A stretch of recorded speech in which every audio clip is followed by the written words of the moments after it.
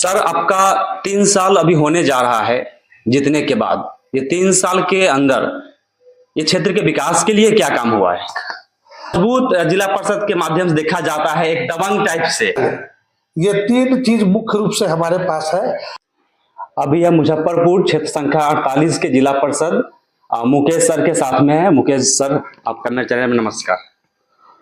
आपको भी बहुत बहुत धन्यवाद, साधुवाद। हमारे चैनल के माध्यम जनता को बताना चाहते हैं कि अभी तो आप क्षेत्र में घूमते हैं, जनता के बीच जाते हैं, अभी एक शादी का माहौल है, तो कैसा लगता है जब जनता के बीच जाते हैं? तो जाते हैं, प्रत्येक दिन जब भी लगन रहता है तब जाते हैं। क्षेत्र में लोगों को जितना जिला परिषद से उम्मीद था जी, वो उम्मीद सरकार बार बार पलटने की वजह से जी उस उम्मीद को पूरा नहीं कर पाए।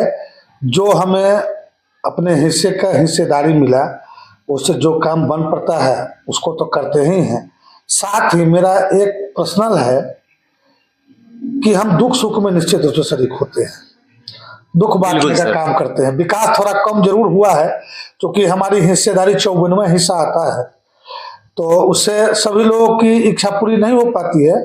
फिर भी हम उनका जो मूलभूत काम है उसमें उनके साथ रहते हैं। यस सर, गरीब के दिल में बसते हैं। बिल्कुल बिल्कुल, हमेशा साथ में। हमने किस्सा नहीं पढ़ा है गरीबी का, मैंने गरीबी देखा है, मैंने गरीबी झेला है, इसलिए उस दर्द को जितना हम समझ सकते हैं उतना ये सोने के चम्मच लेके पैदा लेने वाले नेता नहीं समझ पाएंगे, नहीं कर पाएंगे। और क्या लगता है सर आपको, जो जिम्मेदारी दिया गया, एक बहुत मतलब पंचायती जब चुनाव होता है तो सबसे बड़ा जो पोस्ट होता है वो जिला परिषद का, और इस कम से कम 7 पंचायत ना इसके अंदर आते हैं सर, जो जिम्मेदारी दिया गया, क्या उसको लेके क्या आप जनता के लिए आप काम कर रहे हैं? जो जिला परिषद के अधिकार क्षेत्र में कार्य है उसको ऐसे समझ लीजिए, जो आवश्यकता है उसके अनुरूप उस पंचायत में उस कार्य योजना को हम धरातल पे उतार रहे हैं। सर आपका 3 साल अभी होने जा रहा है जीतने के बाद। ये 3 साल के अंदर ये क्षेत्र के विकास के लिए क्या काम हुआ है? तो मैं आपको आश्वस्त कराना चाहता हूं कि 2001 से 2020 तक यानी 4 जिला परिषद जो मिला के इस क्षेत्र संख्या 48 में काम किए, विगत हम 2 वर्षों में उससे ज्यादा काम किए। सर लेकिन कुछ जनता को काम दिखता नहीं है, उनको लगता है कि शायद काम नहीं हो रहा है जिला परिषद के माध्यम से, तो कुछ नाम बता सकते हैं जो जिस फील्ड में काम हुआ है, जो सेक्टर में काम हुआ है, कुछ ऐसा विभाग का? आप जिस पंचायत में बैठे हैं ये बरगांव पंचायत अंतर्गत आता है जी। 20 साल में जिला परिषद के द्वारा इस पंचायत में भिन्न भिन्न लोग जीत करके आए, 4 लोग आए जीत करके, 4 लोग मिला करके एक भी काम नहीं कर पाए। आप चले जाइए वार्ड नंबर 5, वहां देखिए, वहां 1 साल में लगभग 30 लाख का योजना, 4 दीवारी, चबूतरा, सब आपको देखने को मिलेगा। ये कहने का बात नहीं है, सही बात है, ये देखने को मिलेगा। ये हरिहर महतो जो आपको जरंगी और बरगांव का बॉर्डर है, उसमें बरसात के महीनों में पानी हेल करके लोग अपने घर में जाने को मजबूर हुआ करते थे। आज जाकर के देखिए, रोडे में मेरा बोर्ड लगा है, चकाचक पीसीसी कार्य है। बरगांव पासवान टोला में जाके देख लीजिए, बलहिया में जाकर के देख लीजिए। इस पंचायत के अलावा और कोई पंचायत? इस पंचायत के अलावा आप रामपुर दाल चले जाइए, आप रतबारा चले जाइए, जहां जल जमाव का समस्या था वहां नाला का निर्माण करा करके वहां जल निकासी का व्यवस्था हम किए। क्योंकि सीमित संसाधन है, फिर भी विशेष आग्रह करके हम अपने क्षेत्र में जो 20 साल में काम नहीं हुआ उतना हम 2 साल में करके दिए। और सर आगे और कोई विभाग में फंड या आगे क्या क्या काम होने जा रहा है जो अभी कमिंग सून है, ऐसा कुछ आपके माध्यम से? लगातार जो सड़क वर्षों से वंचित है, क्योंकि हम लोगों को जो अधिकार क्षेत्र है उसमें आप समझिए कि 300 से 400 फीट ढलाई का है जी। फिर भी हम लोग एक योजना दो योजना बना करके, जहां एकदम बिल्कुल सड़क जाने का नहीं है, जो दलित बस्ती है, महादलित बस्ती है, सबको जोड़ने का काम, पीसीसी, नाला, सार्वजनिक शौचालय, ये 3 चीज मुख्य रूप से हमारे पास है। अभी आपको जितने भी स्कूल हैं उसमें प्याऊ, समरसेबुल देने जा रहे हैं, जिससे हमारे गरीब बच्चे स्वच्छ जल पी पाएंगे। बिल्कुल सर।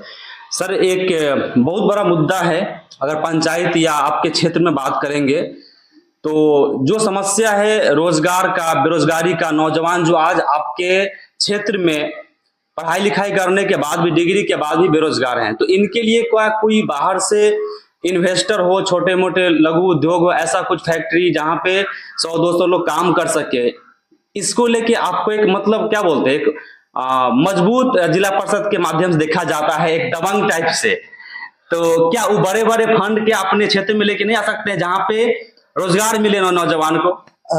जो भी रोजगार के मुद्दे पर हमारा घोषणा पत्र भी था चुनाव में जी, जो भी नौजवान जो कम पढ़े लिखे हैं और हमारे पास आए हैं 10 से 12 हजार की नौकरी खोजने, आप जाके रतबरा में पता कर लीजिए, आप जा करके घोसरमा में पता कर लीजिए, आप रामपुर दाल में पता कर लीजिए, जो भी 10-12 हजार का नौकरी नौजवान बेरोजगार खोजने हमारे पास आया है, उसका उसी दिन भर्ती।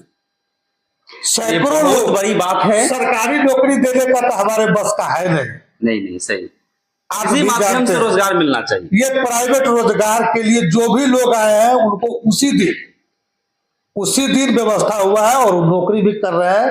सैकड़ों लोग अभी रोजगार में है जो अपने परिवार को चला रहे हैं। तो सर का कहना यह है कि सर के माध्यम से जो लोग बेरोजगार थे उनको हम रोजगार दिलाने का भी काम कर रहे हैं, क्षेत्र में विकास भी हो रहा है।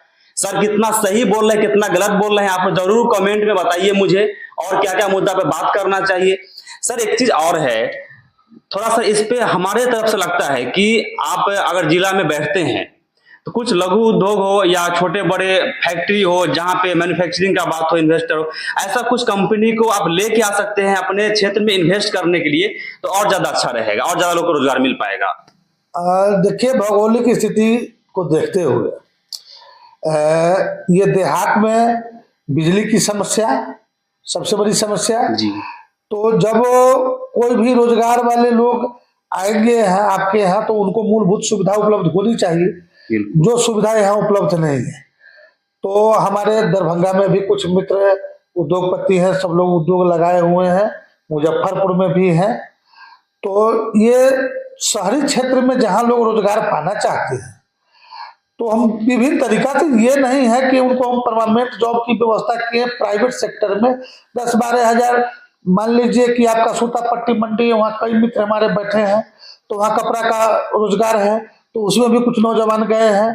कुछ बेला इंडस्ट्रियल एरिया में मुर्गी दाना फैक्ट्री है, कुरकुरे वाले हैं, प्लास्टिक लाइन का काम है। जो जिस तरह के काम को पसंद किए हैं उनको वहाँ काम दिलवाने का काम हम किए। अभी तो चुनाव का माहौल है, लोकसभा चुनाव का, तो ये चुनाव को आप किस नजर से देखते हैं? क्या लगता है इस बार क्या होगा? देखिए, आप जिस तरह से नौजवान हैं, 2014 में हम लोग भी पागल थे। हम लोग अपने आप को मोदी बाबा से ठगा हुआ महसूस पाते हैं। अच्छा, कोई भी उनका कहा हुआ वचन अभी तक पूरा नहीं हुआ है। आपके हिसाब से पूरा नहीं हुआ है? हमारे हिसाब से पूरा नहीं हुआ है। लेकिन जनता तो खुश है, पूरे देश में बात करेंगे तो मोदी लहर है। ये लहर आप हमसे पूछिएगा, आप देख सकते हैं 14 में जो लहर था, 19 में जो लहर था, जो 24 में लहर है, आप देख ही रहे हैं। क्या लगता है 400 पार का नारा है? ये तो कतई नहीं होगा, कतई नहीं होगा। ये लिख के रख लीजिए, कतई नहीं होगा। अच्छा, धन्यवाद सर, आपसे बात करके बहुत अच्छा लगा। धन्यवाद। तो सर बहुत सारे मुद्दे पे बात किए हैं, बताए हैं। नेक्स्ट टाइम फिर सर से मिलेंगे, बहुत सारी चीजों को लेके बातें करेंगे। आपको लगता है कि और कुछ मुद्दे पे बात होनी चाहिए, आवाज उठाना चाहिए, तो जरूर कमेंट में बताइए। सर से नेक्स्ट टाइम फिर से मिलेंगे। धन्यवाद।